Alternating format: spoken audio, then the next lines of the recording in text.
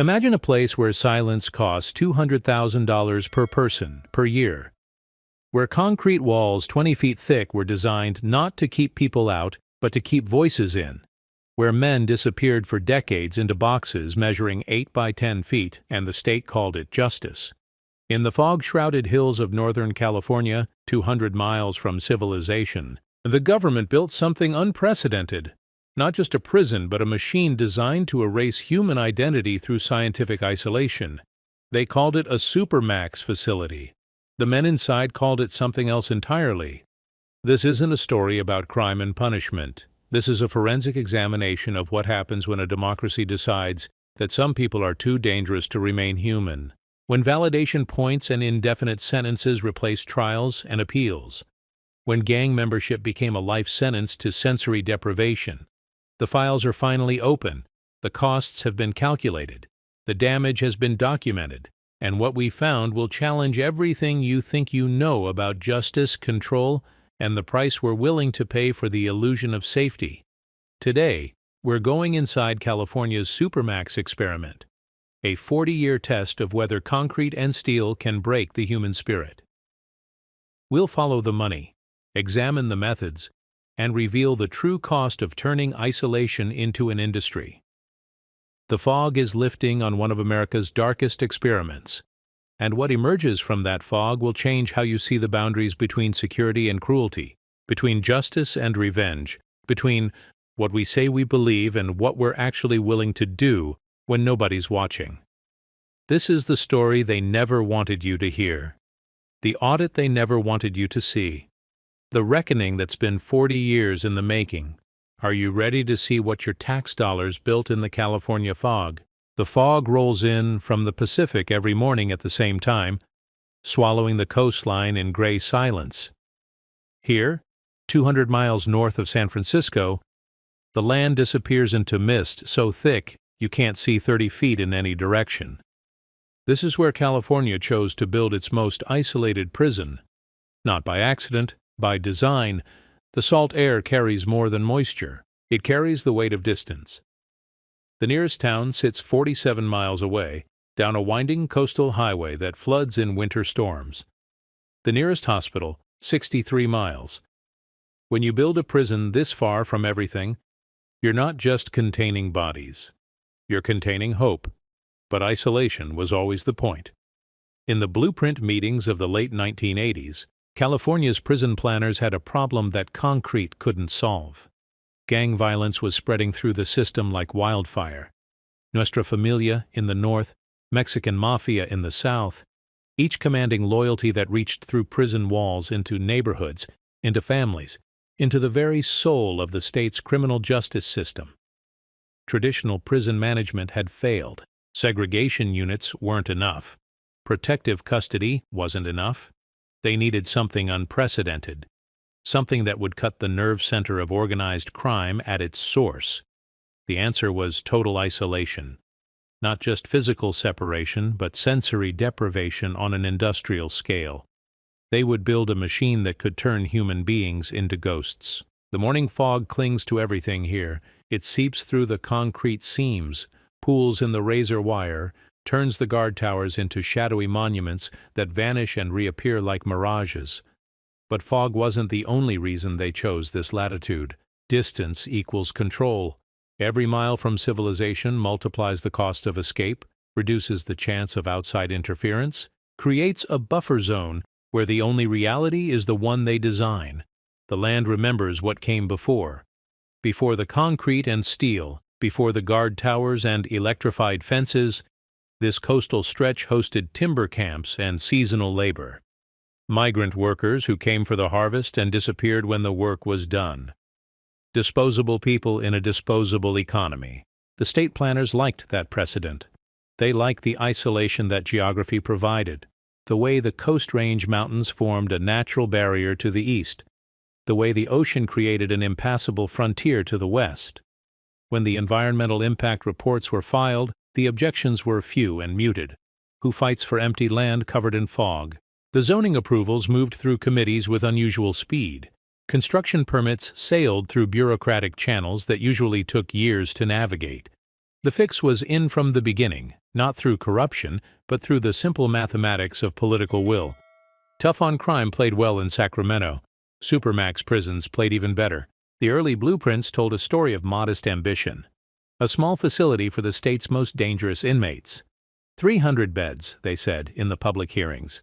Enough to handle the worst of the worst. But the actual construction documents told a different story. Square footage expanded beyond what the public briefings had described. Utility infrastructure was sized for double the announced capacity. The foundation was poured deeper than the architectural plans required. They were building for a future they hadn't yet announced. This is the pattern of institutional expansion. Promise small, build big, justify later.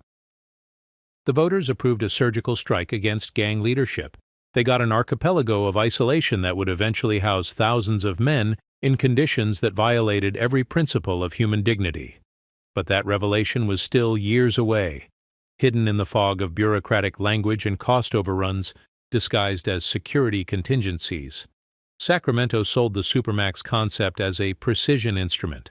Identify the gang leaders through validation procedures. Document their associations, their communications, their influence. Strip away their ability to command through walls. Break the chains of communication that turned prison cells into corporate boardrooms for criminal enterprises. It sounded clean on paper, surgical, scientific. The validation process would become the heart of the system. Points accumulated like drops of water filling a bucket. Tattoos earned points. Letters earned points. Conversations earned points. Being in the wrong place at the wrong time earned points. Reach a certain threshold, and you disappeared into the security housing unit for an indefinite term. Not months, not years, indefinite. The bureaucratic language was precise in its vagueness. Your stay would last until you could prove you were no longer a threat. But how do you prove a negative when the system assumes guilt? The political bet was elegant in its simplicity. Total separation equals zero violence. Remove the generals from the chessboard and the army disperses. Cut the communication lines and the command structure collapses. It was a theory born from boardroom logic, the kind of thinking that reduces human behavior to organizational charts and flow diagrams. Gang membership in this view was like a corporate job. Remove the position and the loyalty disappears. But loyalty doesn't work like employment. Loyalty works like faith, and faith grows stronger under persecution, The construction began in earnest as the state's prison population exploded through the roof of every prediction.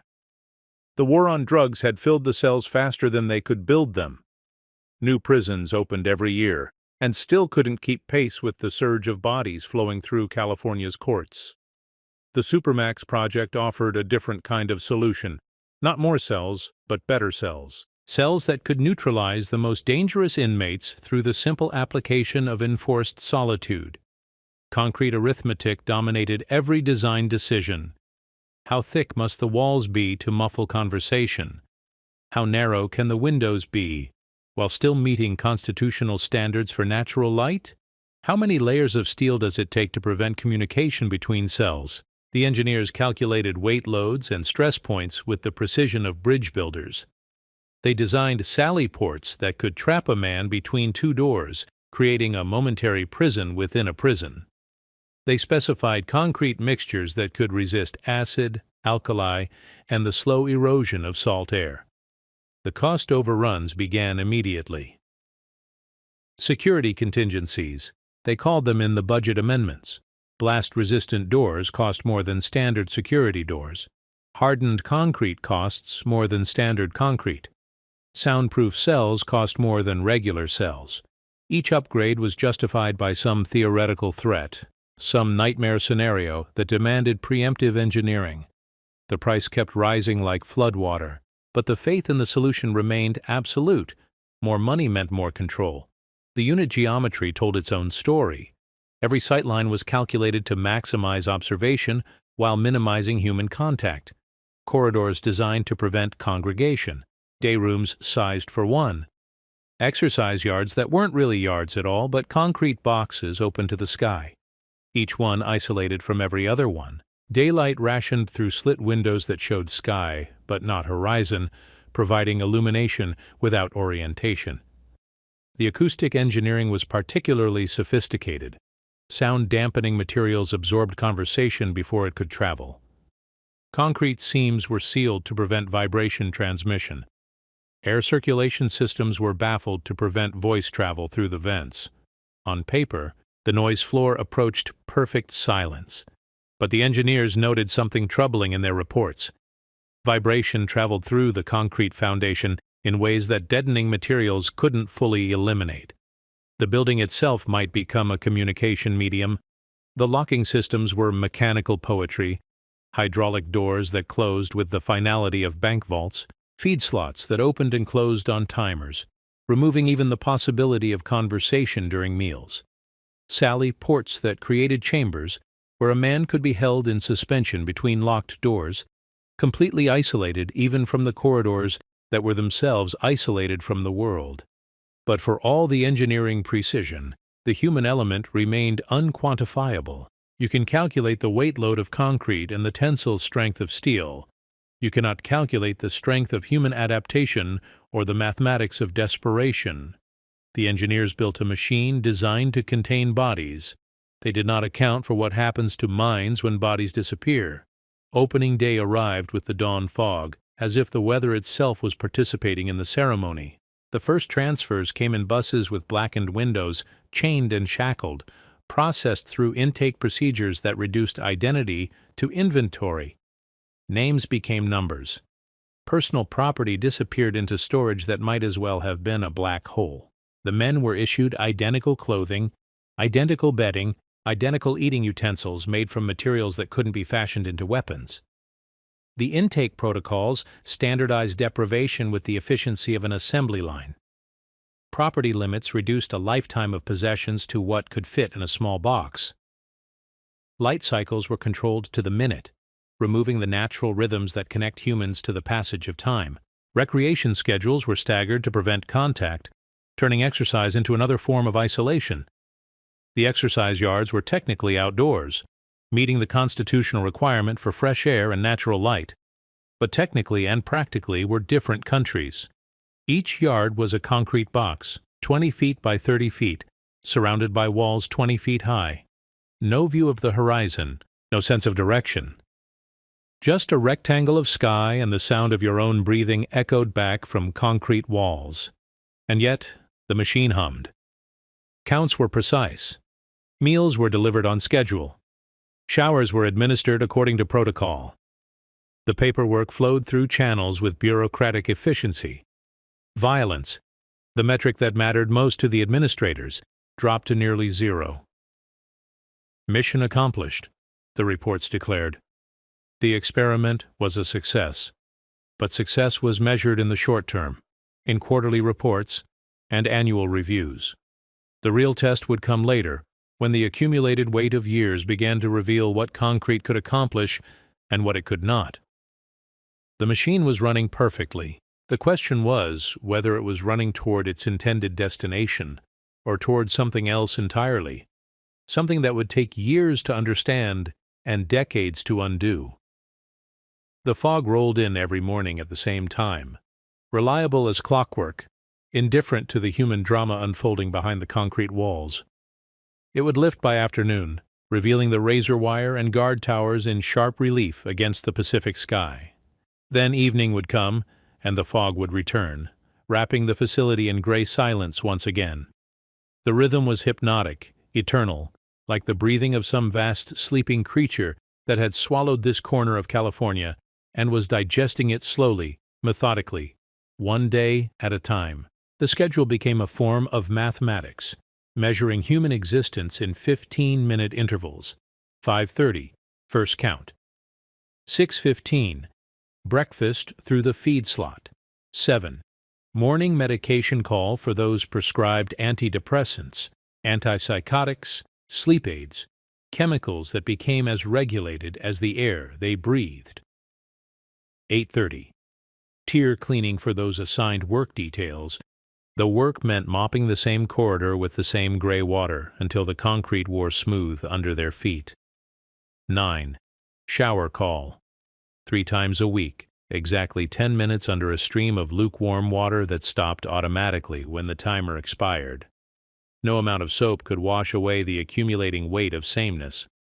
10. Recreation for those not in disciplinary status, which meant an hour alone in a concrete box, measuring 20 feet by 30 feet, pacing the perimeter like an animal in a cage that was designed by someone who had never been an animal. Noon. Lunch through the feed slot. 1:30. Afternoon count. 2. Mail call. Though letters took weeks to arrive after passing through security reviews that read every word, photocopied every page, searched every sentence for coded communications that might not exist but could never be ruled out entirely. 4. Dinner through the feed slot. 9. Evening count. 10. Lights dimmed but never completely dark, because darkness might hide something, might conceal some activity that the surveillance cameras couldn't detect. Midnight. Count again. 3 in the morning. Count again. Dawn. The cycle begins again, identical to yesterday, identical to tomorrow, stretching into a future without variation or surprise. The staffing ratios told their own story of institutional mathematics. 1 guard for every 16 inmates in general population. 1 guard for every 8 inmates in maximum security. 1 guard for every 4 inmates in the security housing unit, but ratios on paper differed from reality on the tiers. Sick leave and vacation time and overtime regulations meant that the ideal staffing levels existed only in budget documents. The actual coverage was thinner, more improvised, held together by mandatory overtime that created exhausted guards watching men who had nothing but time. Minor delays cascaded into major disruptions. A guard calling in sick meant meals arrived late. Late meals meant shower schedules compressed. Compressed schedules meant recreation time canceled. Canceled recreation time meant disciplinary notes that extended time in isolation. The system was designed for precision but operated through the accumulation of human failures, small breakdowns that multiplied until they became the dominant characteristic of daily life. Paperwork began to matter more than reality. Incident reports documented events that never happened while ignoring events that shaped every hour of existence. The report might note that inmate received meals on schedule, but it wouldn't capture the way those meals were thrown through the slot with contempt so obvious it had its own gravitational pull. The documentation might record that recreation was provided according to protocol, but it wouldn't capture the way that hour alone in the concrete box became a form of torture disguised as privilege. The gang validation process cemented fates with the permanence of limestone. Evidence thresholds blurred beyond recognition. A sketch in a letter became proof of gang communication. A conversation overheard through walls became evidence of conspiracy. Old mail from years past became current intelligence. Hearsay hardened into documentation that accumulated in files like sediment in a riverbed. The process created its own momentum. Once validated as a gang member, every action was interpreted through that lens. Write a letter to your family. Gang communication. Refuse to talk to investigators. Evidence of gang loyalty. Talk to investigators. Evidence that you had information to hide. The logic was circular, unbreakable, self-reinforcing. You were guilty of being guilty, and the only escape was to prove something that couldn't be proven to people who had no incentive to believe you.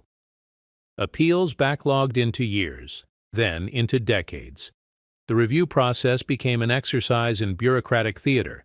Files were examined, evidence was reconsidered, hearings were held, decisions were postponed. Men grew old waiting for answers to questions that had been decided before they were asked. The system had created its own perpetual motion machine, powered by human misery and lubricated by procedural complexity. Time became the punishment, more effective than any physical torture. Months dissolved into years without marking. Birthdays passed unnoticed. Children grew up and started families. Parents aged and died. Marriages dissolved and reformed around absences that stretched beyond the ability of love to bridge. The men inside aged too, but differently, in a kind of suspended animation where change happened internally, invisibly. in ways that couldn't be documented or appealed. Communication adapted like water finding cracks in stone. Legal mail became the primary lifeline, protected by attorney-client privilege that the system couldn't quite eliminate without revealing its true intentions. Letters to lawyers carried more than legal questions. They carried news from the outside world, messages between families, fragments of humanity that the institution couldn't completely intercept. Coded grievances became literature. Complaints about food quality carried information about tier politics. Requests for medical attention transmitted intelligence about guard schedules and security weaknesses.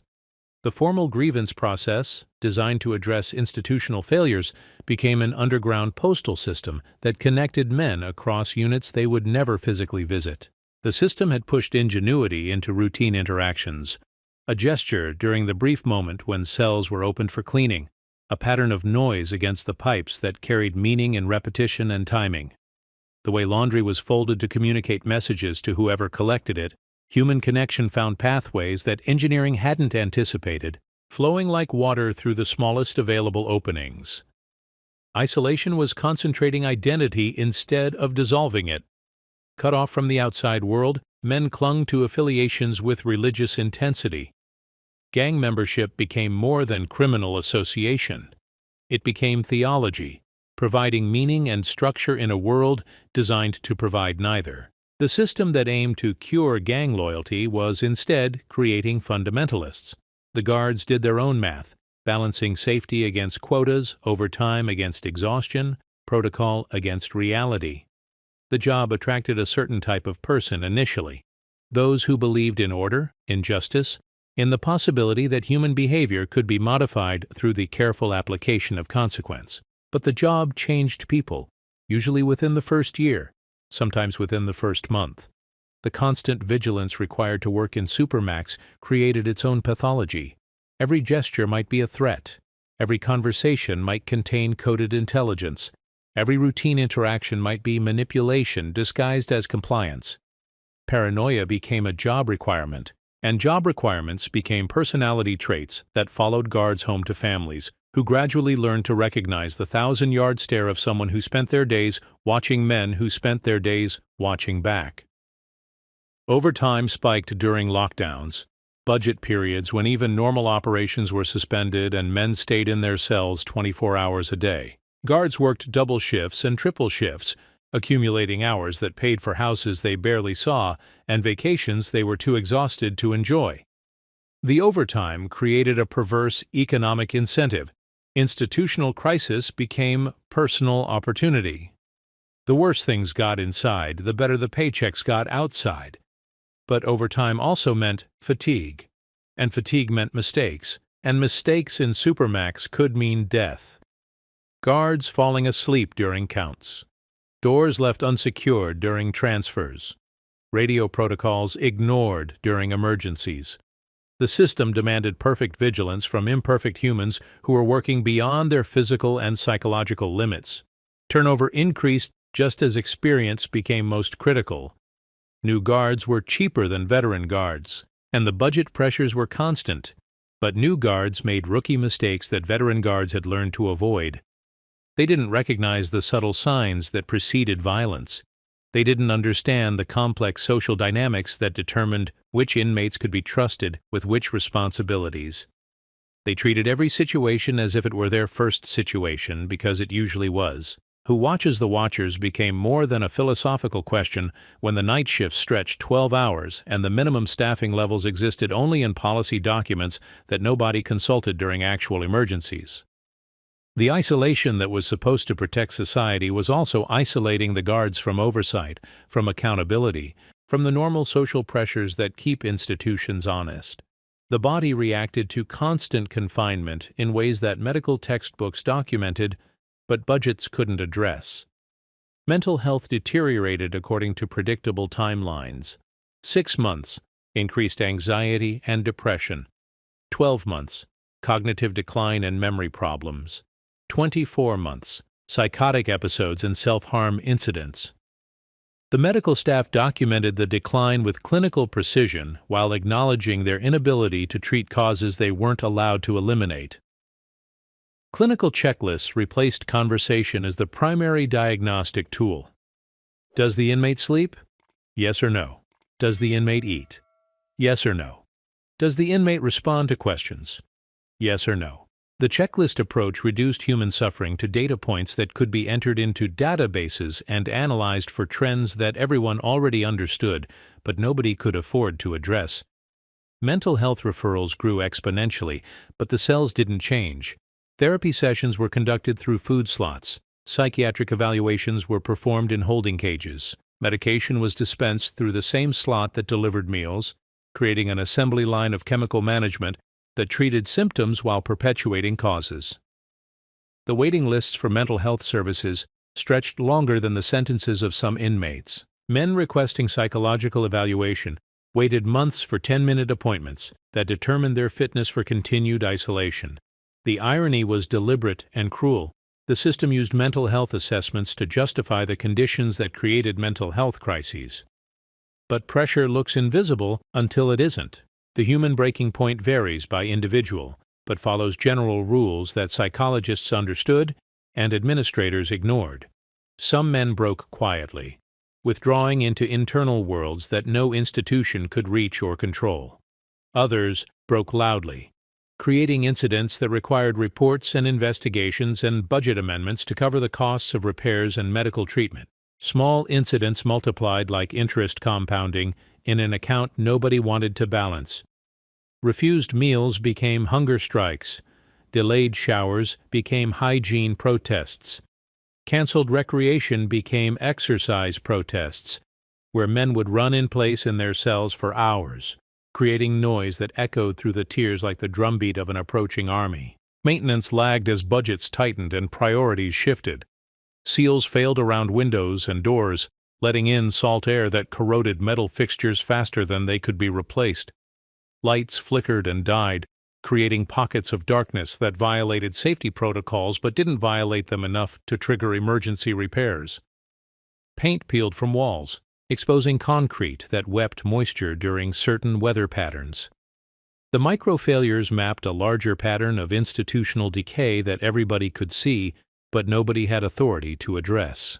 Each small breakdown was somebody else's responsibility, fell under somebody else's budget line, required somebody else's approval to fix. The accumulation of neglect created an environment where failure became the normal operating condition.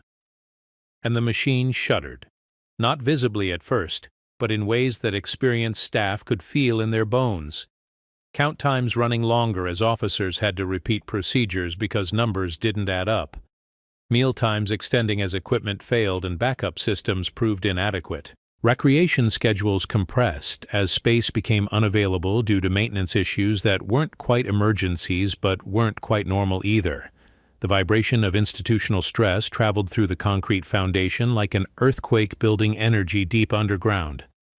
The designers had created a machine that could contain human bodies, but they hadn't anticipated what would happen when those bodies were attached to human minds that refused to surrender their humanity to the logic of concrete and steel. The spark came without warning on a Tuesday morning when the fog was so thick the guard towers disappeared into gray nothing.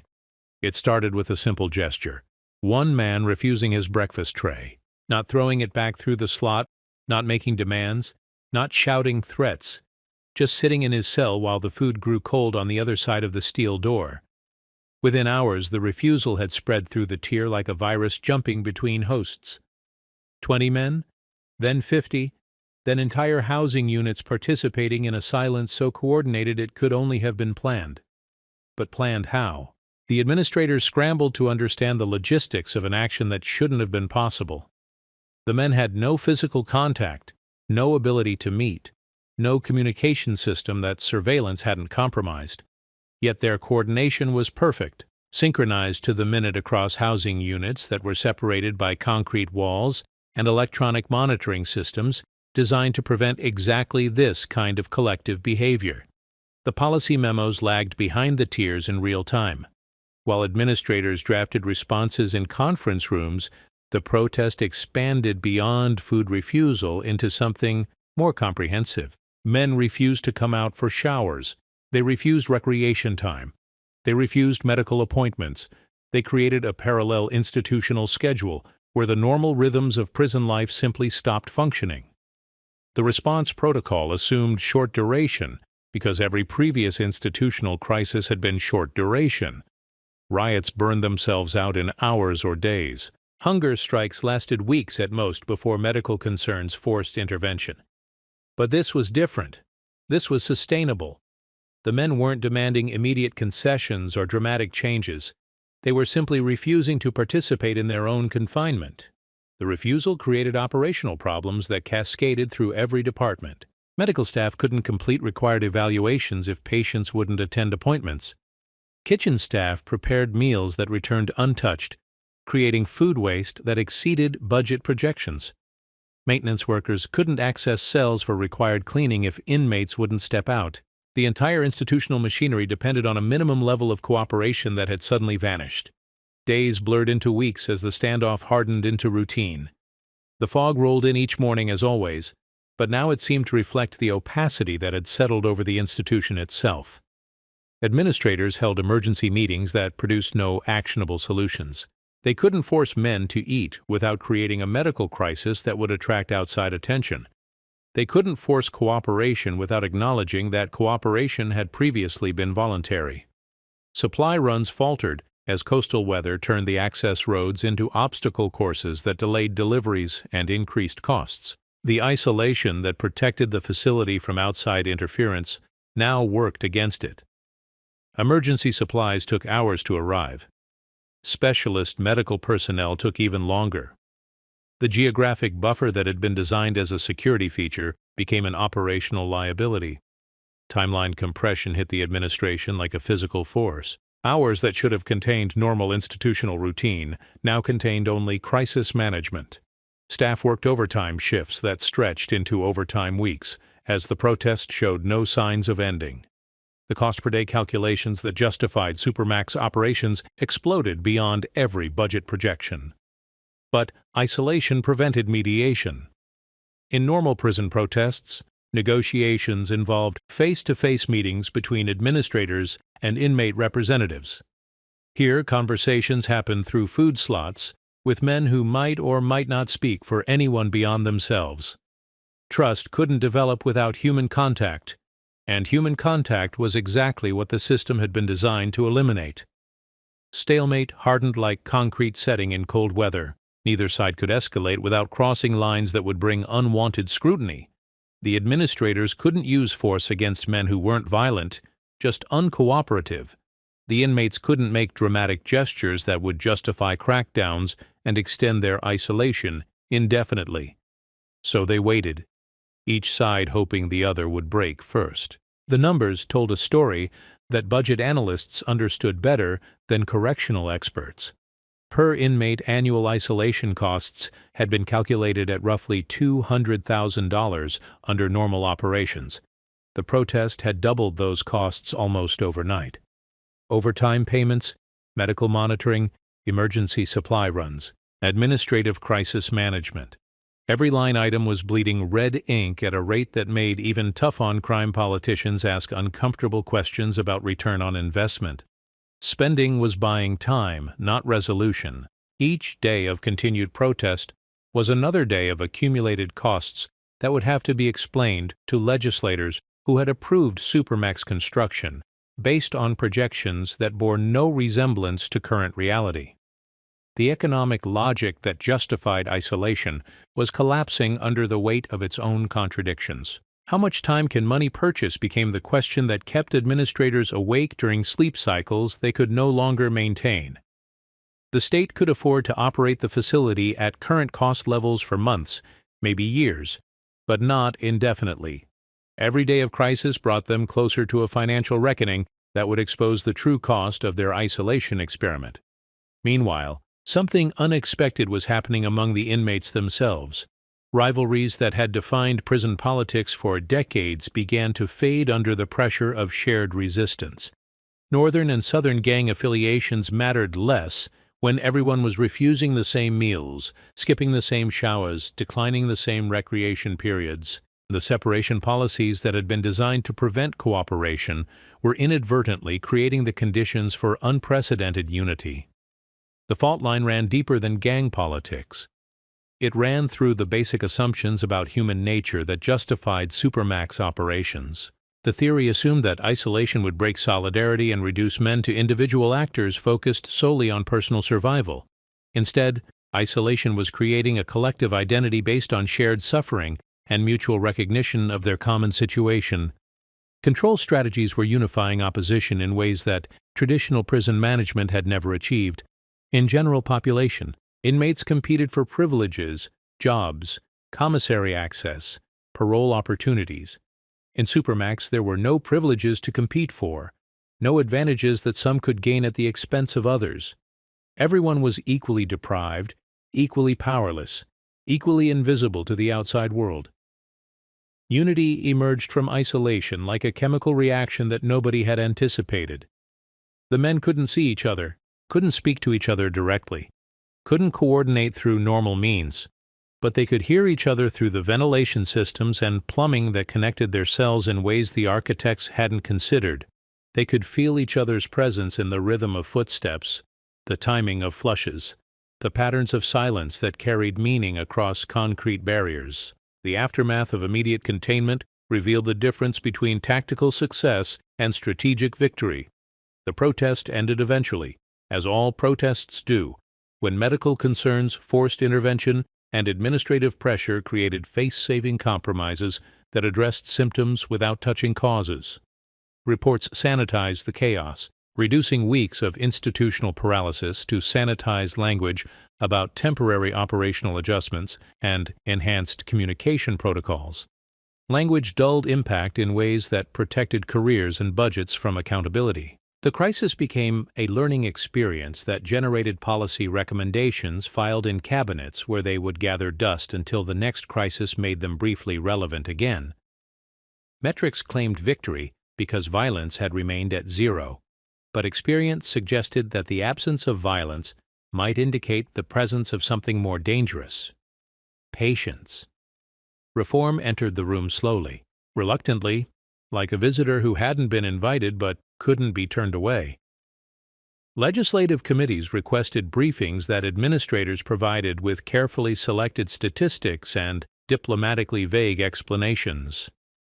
Advocacy groups filed lawsuits that challenged specific practices while accepting the broader framework of supermax imprisonment. Legal challenges moved through courts with the speed of geological formations, creating pressure that was constant but barely detectable on a human timescale.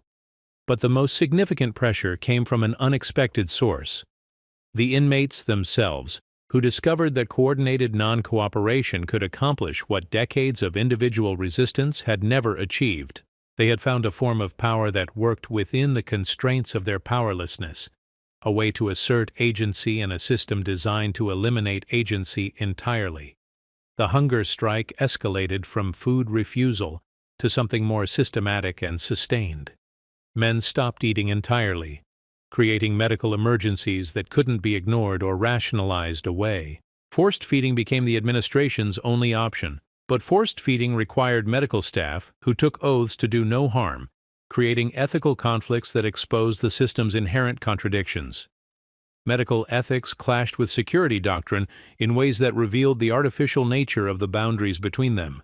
Doctors were asked to participate in procedures that violated their professional standards in service of institutional policies that violated human dignity. Nurses were required to monitor vital signs of men whose deteriorating health was being caused by the very conditions they were employed to maintain. The medical staff found themselves in an impossible position: heal people while perpetuating the source of their sickness, provide care while enabling abuse, maintain professional standards while working in an environment that made those standards meaningless. Some resigned rather than participate. Others stayed and documented the ethical compromises in reports that created legal liability for institutions that had previously operated beyond accountability. Public attention reframed the narrative in ways that correctional administrators hadn't anticipated. The hunger strike became a story that journalists could understand and politicians could no longer ignore. Television cameras couldn't penetrate the concrete walls, But they could interview family members who described visiting rooms where sons and fathers had become unrecognizable after years of isolation. The outside world finally listened because the hunger strike created a timeline that forced attention. Unlike the slow degradation of long-term isolation, the hunger strike had dramatic urgency that made good television and compelling headlines. The protest created a deadline that focused minds and forced decisions in ways that gradual institutional failure never could. Reporters investigated cost figures that administrators preferred to keep buried in budget documents. $200,000 per inmate per year, adjusted for inflation, was a number that taxpayers could understand, even if they couldn't understand the psychological theories that justified spending it. The economic argument for supermax operations collapsed under scrutiny that revealed costs without demonstrable benefits. The fog began to lift, literally and figuratively, as media attention brought transparency to operations that had thrived in darkness and isolation. The facility that had been designed to be invisible was suddenly visible, examined, questioned by people who weren't invested in its success and weren't intimidated by its authority. But visibility was a double-edged sword that cut administrators and inmates alike. Public attention brought pressure for reform, but it also brought political pressure for accountability that could make conditions worse rather than better. The spotlight that exposed abuse also exposed the men to scrutiny that could be used against them in validation hearings and disciplinary proceedings. The hunger strike created momentum that nobody could control and nobody could stop. Once the outside world was watching, every administrative decision became a public decision subject to criticism and analysis. The isolation that had protected the system from oversight was permanently breached. The experiment in human warehousing was about to face its first real audit. Negotiation arrived like a reluctant guest, summoned by political necessity and legal pressure that could no longer be ignored. The policy concessions came slowly, wrapped in bureaucratic language that promised change while preserving the essential architecture of isolation. Step-down programs were announced with fanfare that disguised their limitations. Pathways out of supermax were created, but the pathways were narrow, conditional, subject to requirements that could be revoked without explanation or appeal. The administrators spoke of earned compliance and demonstrated rehabilitation as if these were measurable quantities rather than subjective judgments made by the same people who had designed the system they were now reluctantly reforming. Progress would be monitored, they announced, through behavioral indicators that remained suspiciously similar to the validation criteria that had justified indefinite isolation in the first place. But trust deficit undermined uptake of every reform initiative. Men who had been promised fair hearings for years had learned that fairness was a relative concept that depended on administrative priorities and budget constraints. Promises of reduced isolation rang hollow when spoken by people who had broken identical promises for decades. The credibility gap between policy and practice had grown too wide to bridge with words alone. Participation in step-down programs required admissions of guilt that many inmates couldn't make without compromising legal appeals that represented their only hope of eventual freedom. The catch-22 was embedded in the program design. Admit guilt to earn privileges while maintaining innocence to preserve legal options. The system had found a way to turn rehabilitation into another form of punishment. Can a system apologize? The question haunted every reform initiative because apology required acknowledgement of wrongdoing, and acknowledgement of wrongdoing created legal liability that state attorneys were determined to avoid. So the reforms came without admission of error, without acknowledgement of harm, without recognition that the previous decades had been anything other than necessary responses to unprecedented security threats. The language of reform maintained the fiction that isolation had been effective, while acknowledging that modifications were necessary for humanitarian reasons that had nothing to do with institutional failure. The system could evolve, but it couldn't admit that evolution was necessary because the original design had been fundamentally flawed. Some men did leave isolation after decades of sensory deprivation, blinking in fluorescent lighting that seemed impossibly bright after years of carefully controlled illumination. The release was gradual, managed, designed to prevent the shock of sudden freedom that could create new problems for administrators who were trying to manage old problems without creating public relations disasters. Re-entry collided with sensory overload that no transition program could adequately address. Men who had lived in silence for 20 years found normal conversation overwhelming. Those who had been fed through slots found communal dining impossible. Recreation yards that had once seemed confining now felt impossibly vast and threatening. The institutional life they had adapted to had left them unprepared for the institutional life they were being released into. Freedom felt unfamiliar because freedom was unfamiliar. The men had adapted to powerlessness so completely that choice itself became a form of stress. Which television program to watch? Which food to select from multiple options? Which chair to sit in when all chairs were available? The basic decisions of daily life had been eliminated for so long that making them required learning new skills at ages when learning anything was difficult. Outside became another test that many couldn't pass. The parole system that awaited them was designed for people who had served time in general population, who had participated in education programs and work assignments that didn't exist in supermax. Parole officers expected social skills that isolation had systematically destroyed. Employers expected work histories that solitary confinement had made impossible to acquire. The recidivism rates told a story that nobody wanted to acknowledge. Men released from supermax were more likely to violate parole, more likely to commit new crimes, more likely to return to prison than those released from general population. The system that claimed to prevent future crime was actually creating future criminals, but the statistical evidence was buried in reports that focused on successful cases while ignoring systematic failure. Mental health treatment in the community was inadequate for people whose mental health had been systematically destroyed by the state itself. Therapists trained to address normal trauma weren't equipped to handle the specific psychological damage caused by decades of isolation. Medication could treat symptoms but couldn't undo the fundamental rewiring of human personality that prolonged solitary confinement had accomplished.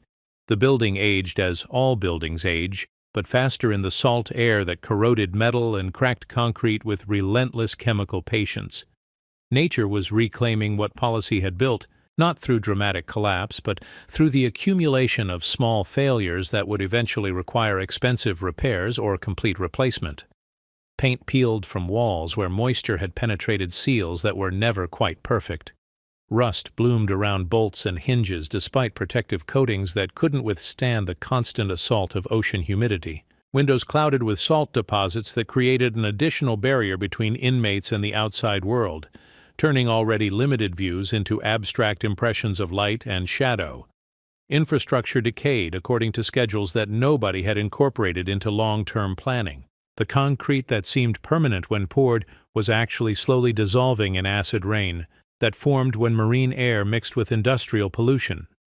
The steel that seemed indestructible was actually expanding and contracting with temperature changes that gradually loosened the connections that held everything together. Maintenance budgets shrank as legislative priorities shifted toward more visible problems with more immediate political consequences. Deferred maintenance was invisible to voters who never saw the interior of supermax facilities, invisible to politicians who visited only for photo opportunities staged in areas specifically prepared for public viewing. Nature was patient but relentless, working through capillary action and thermal expansion and chemical reaction to undo what human engineering had accomplished. Water found every crack and widened it through freeze-thaw cycles that were subtle but cumulative. Salt penetrated every seal and corroded every metal surface it contacted. Time itself became an enemy that no security measure could defeat. What was this place for, really? The question gained urgency as repair costs mounted and effectiveness claims crumbled under scrutiny. The original justification, preventing gang violence, had been accomplished through other means in other states at a fraction of the cost. Alternative programs had proven more effective at reducing recidivism while preserving human dignity and legal rights. But institutional momentum is harder to stop than institutional decay. Jobs depended on continued operation. Budgets were built around existing capacity. Political careers were invested in the success of policies that couldn't be abandoned without admitting error. The system had created its own constituency among people who benefited from its continued existence regardless of its continued effectiveness. Audits tallied decades of isolation with accounting precision that revealed costs but couldn't calculate benefits. The financial ledger showed exactly how much money had been spent, billions of dollars when construction costs were added to operational expenses and adjusted for inflation. But the benefit side of the equation remained stubbornly blank. Violence reduction could be claimed, but violence had decreased throughout the prison system during the same period through entirely different interventions. Gang disruption could be claimed, but gang membership had adapted to supermax conditions without fundamentally changing gang behavior. Public safety could be claimed, but recidivism data suggested that supermax graduates were more dangerous, not less dangerous, than other ex-convicts. Inflation-adjusted costs dwarfed every early projection by margins that would have been politically impossible to approve if they had been accurately forecast. The $200,000 per inmate per year was just the operational cost. When construction expenses were amortized over the facility's useful life, the true cost approached $500,000 per person per year. The price of control was permanent because control, once established, required constant maintenance and periodic upgrading to remain effective. Security systems became obsolete and required replacement. Staff required training and retraining as procedures evolved. Legal challenges required ongoing defense that consumed resources without creating value. But the most permanent cost was human cost that couldn't be measured in dollars or calculated in spreadsheets. Thousands of men had years of their lives deleted from existence, not through execution, but through a form of social death that was arguably more cruel because it preserved biological life while destroying psychological life. Was it worth it? The question hung in the salt air, like the fog that obscured everything but revealed nothing. Worth is a value judgment that depends on what you value and who gets to decide what has value. The people who designed the system valued control above humanity. The people who operated the system valued compliance above justice. The people who funded the system valued the appearance of toughness above the reality of effectiveness. But the people who experienced the system valued different things entirely: dignity, connection, hope, the possibility of redemption through something other than submission. Their values hadn't been consulted in the original design and weren't being consulted in the current reform proposals. The feud's logic persisted beyond walls in ways that administrators had never anticipated. Men released after decades of isolation carried gang affiliations that had been intensified rather than eliminated by their confinement. The outside world they re-entered was shaped by conflicts that had continued evolving while they were frozen in concrete boxes, creating disconnections that made reintegration nearly impossible. Identity outlived architecture because identity lives in consciousness, not in physical space. The concrete walls that contained bodies couldn't contain the ideas and loyalties and grudges that gave life meaning. Gang membership had become more than criminal association. It had become a form of religious faith that provided structure and purpose in a world designed to provide neither. Culture adapts faster than concrete in the eternal race between human ingenuity and institutional control. Every security measure creates adaptive pressure that generates new forms of resistance. Every rule creates incentives to find workarounds. Every barrier creates pressure to find alternative pathways. The young men who entered Supermax as gang soldiers emerged as gang theologians, their faith hardened by persecution into something approaching fundamentalism. They carried their beliefs back into communities that were trying to move beyond the conflicts that had originally justified their imprisonment. The system that was designed to end gang culture was actually preserving and intensifying gang culture in artificial isolation that removed natural evolutionary pressure. The experiment's verdict approached through the accumulation of evidence that nobody wanted to examine too closely. Academic researchers documented psychological damage that violated constitutional standards. Financial analysts documented costs that exceeded any reasonable benefit. Legal scholars documented procedural violations that undermined the entire validation system. But verdicts require judges, And the judges in this case were the same people who had designed, funded, and operated the system being judged. They had professional reputations invested in its success, political careers built on its promises, retirement benefits dependent on its continued funding.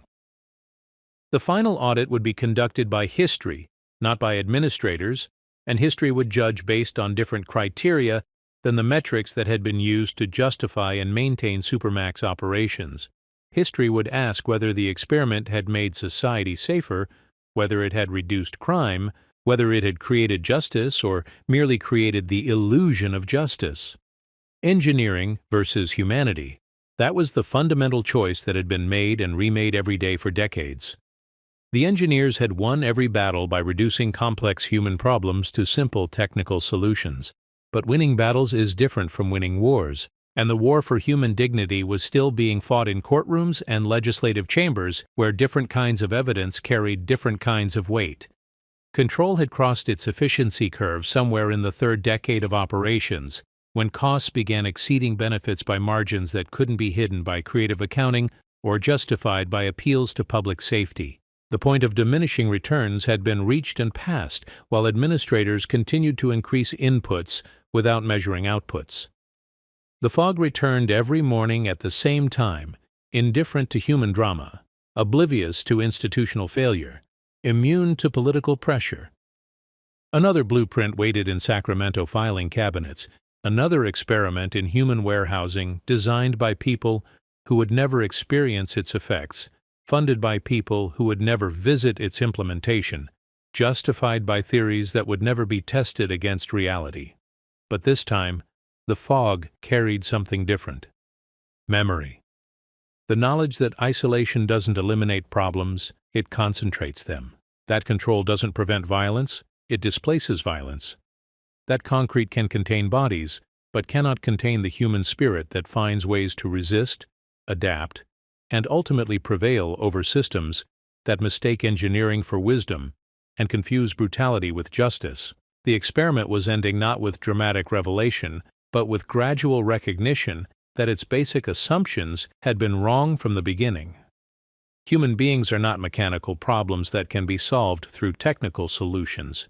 Dignity is not a privilege that can be earned through compliance. Justice is not a product that can be manufactured through the careful application of punishment. The supermax era was concluding as it had begun. In fog, in isolation, in the mistaken belief that distance could solve what proximity had created.